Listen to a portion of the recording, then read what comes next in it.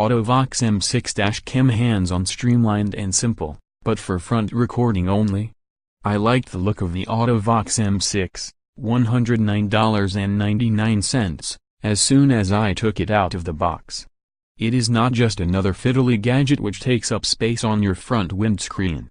This streamlined dash cam is a mirror which fits over your existing rear view mirror and, apart from the wire coming out of the top of the mirror, is really unobtrusive. It also has a rear camera and wires to fit to the back of the car. When the vehicle is started, the camera will automatically start recording.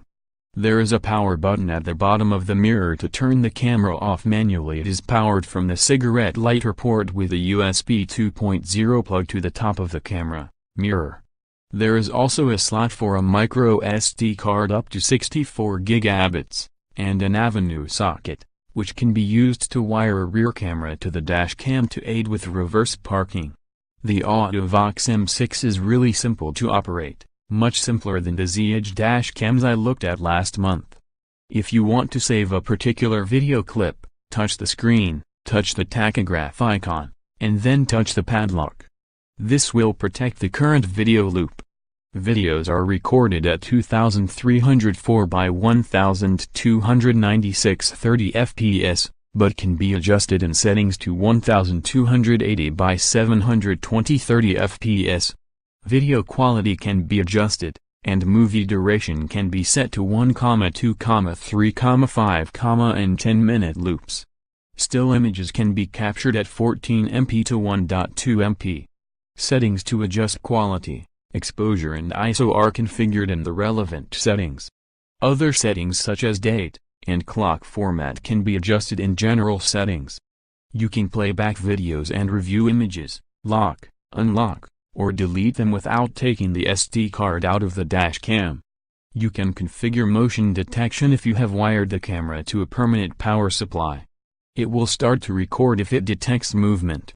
Another useful feature is parking guidelines for reverse parking.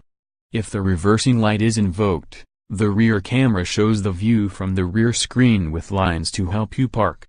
I had a couple of issues with the camera. The dash cam itself is situated on the left-hand side of the rear view mirror. In a right-hand drive car, the camera, when the LCD screen is touched, obscures almost half of the rear view mirror. However, the LCD screensaver will switch off the screen, but still record video, after a pre-configured amount of time, which should not make this feature too much of an inconvenience. The rear camera is a bugbear for me too.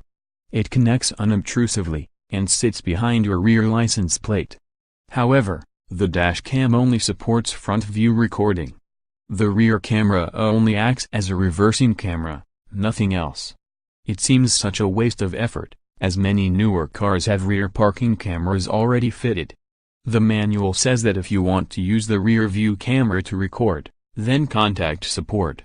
Rear view recording is not a standard feature. This is something that could easily be fixed and would make the device top-notch for me.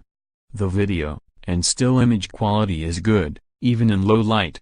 I did notice when I replayed some of the videos, there was an annoying buzzing, like electrical interference, captured by the onboard microphone. This could have been due to interference from my mobile phone.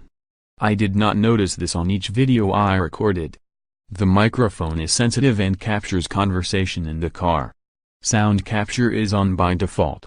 If you want to configure the camera for motion detection or parking mode, then the camera needs to be hardwired so that a continuous power supply is available for the camera.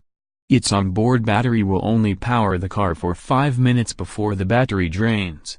The rear view camera is a fiddly to fit, nice to have extra, but a simple software upgrade could easily enable the dash cam to record images from the rear view camera. It is unobtrusive, easy to use and intuitive. All in all, I loved this dash cam, but I would love it more if it had rear camera recording, just in case I ever get rear-ended. A look at Z-Edge dash cams, good quality output from